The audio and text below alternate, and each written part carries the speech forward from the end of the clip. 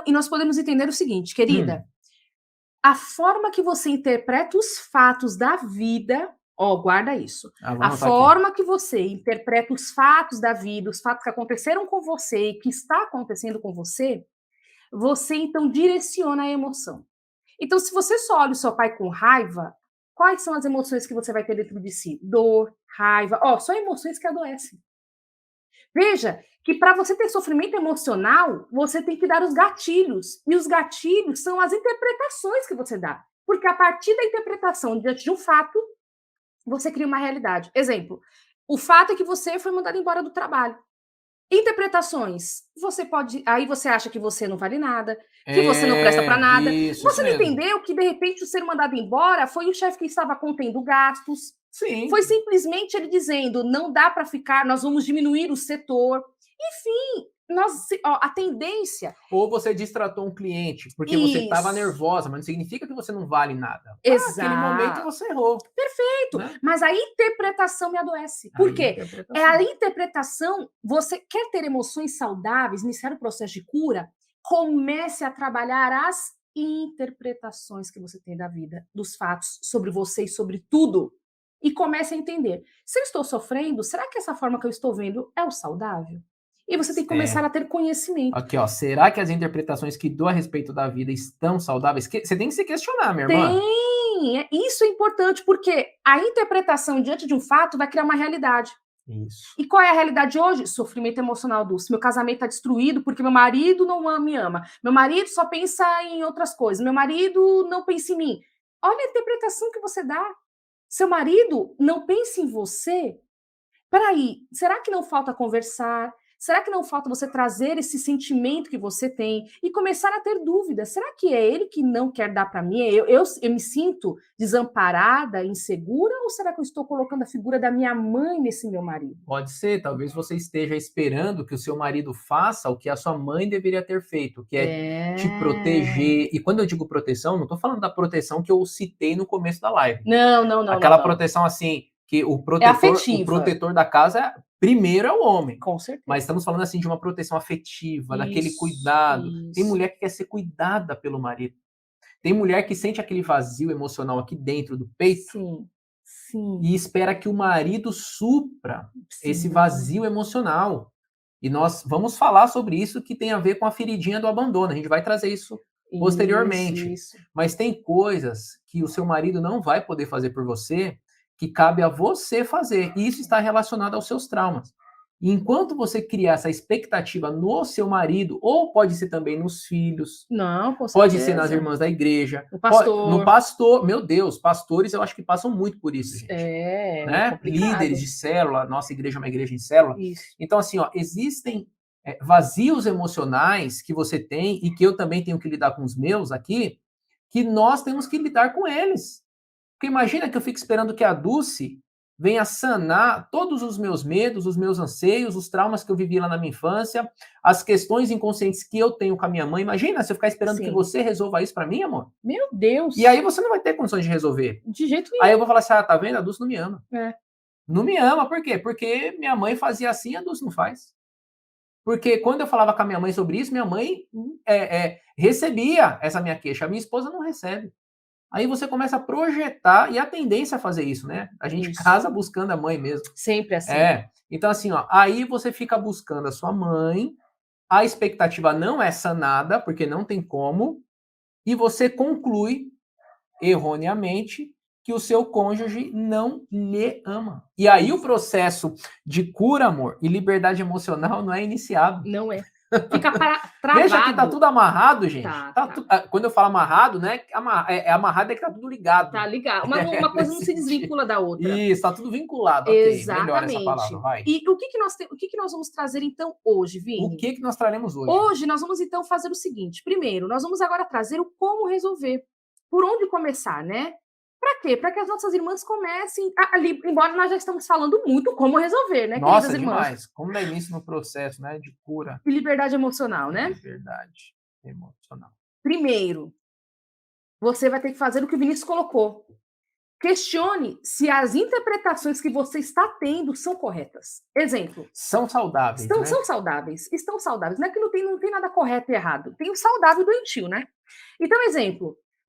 Aquela irmã não te chamou, não te ligou mais, ela passa na igreja, não te cumprimenta, e você tá achando que ela pisou na bola com você porque ela não te cumprimenta, você tá chateada com ela. O que você vai fazer? Você vai ficar nessa interpretação que ela não te respeita, que ela é uma ingrata? Não, você tem que chegar e conversar. Irmã, eu sinto você distante, você não me cumprimenta, você tá chateada comigo? Se essa pessoa tem um valor para você. Sim, ok. Tem que fechar, minha irmã. Interpretações por você, dê sempre um pé atrás. Porque nós sempre nós nos equivocamos e faz parte do ser humano. Sim, nossa, demais. Para que você consiga entender se a interpretação está correta ou não, você sempre tem que falar com a pessoa alvo do problema. Vai na fonte. Vá na fonte. Para de achar da tua cabeça. Mulheres que têm sofrimento emocional, irmãs, eu sei como é que é, porque eu também fui assim. Fica na cabeça virando, mirabolando um monte de coisa. Vá na fonte. Vá conversar e vai se resolver. Eu vou ilustrar isso que você falou. Ilustra aí. Quando eu era membro da Igreja Adventista do Sétimo Dia... Sim, que ele já foi membro. Já fui membro da Igreja Adventista do Sétimo Dia. O que eu ouvia? Porque a Igreja Adventista é uma seita. Sim. Porque foi fundada por Ellen White. Uhum. Só que aí quando você vai ler na fonte, Ellen White não fundou a Igreja Adventista. Você entendeu? Foi um corpo de irmãos, foram vários irmãos, sim. Thiago White, J.N. Andrews, enfim. Sim. Mas por que pessoas concluíam que Ellen White tinha fundado sozinha a Igreja Adventista, que as 28 doutrinas foram dadas por Ellen White, amor? Por que muitos irmãos cristãos concluíam isso? Porque não iam na fonte ler o livro. Por exemplo, o livro Questões sobre Doutrina, que tem aqui. Quando você vai na fonte, você conclui que muitas das suas interpretações estavam equivocadas. Exato. Então, o que nós estamos falando é isso. A Igreja Adventista é uma seita, vai lá na fonte e lê como é que foi fundada a igreja. Você entendeu? Mas o que a Igreja Adventista tem a ver? Não, porque é a fonte. Estamos falando aqui, eu trouxe esse exemplo para falar sobre a importância de se ir na fonte.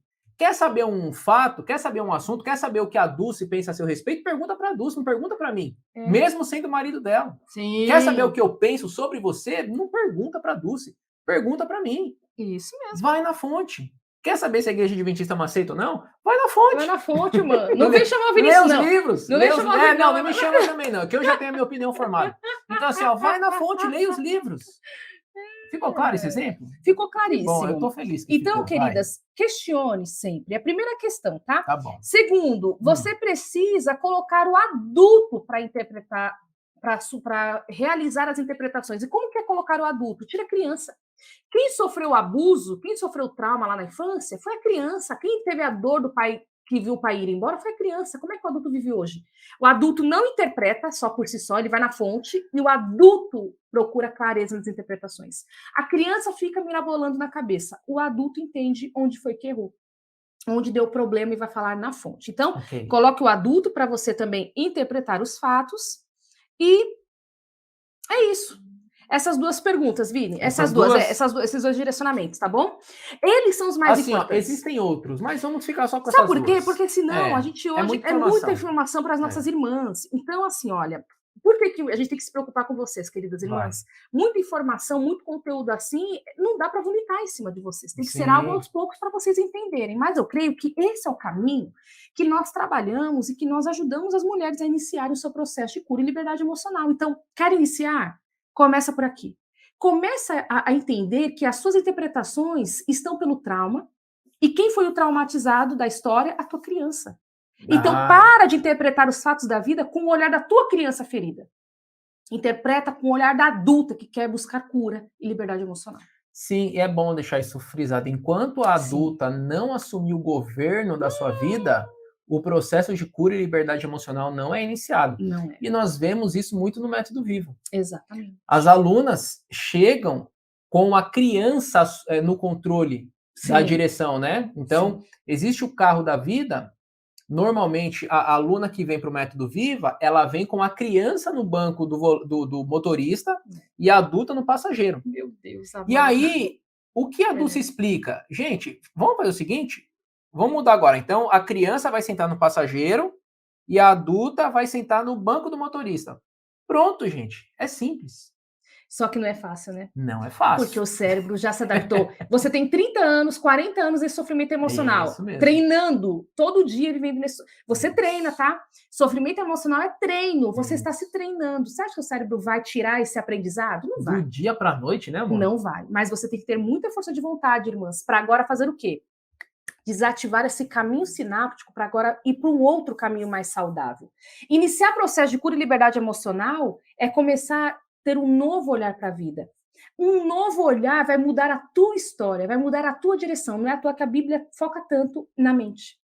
Não é à toa que Deus, ele foca, além da salvação em Jesus, mas enquanto você estiver na terra, se você não morrer, irmã, o que Deus vai falar muito é: cuida da mente, cuide das emoções, olha a mente, o que entra na mente, o que entra pelos olhos vai para a mente. Então, Deus, ele tem um cuidado com a mente, porque campo de batalha do diabo é a mente. Já dizia Joyce Meyer, né? Exato.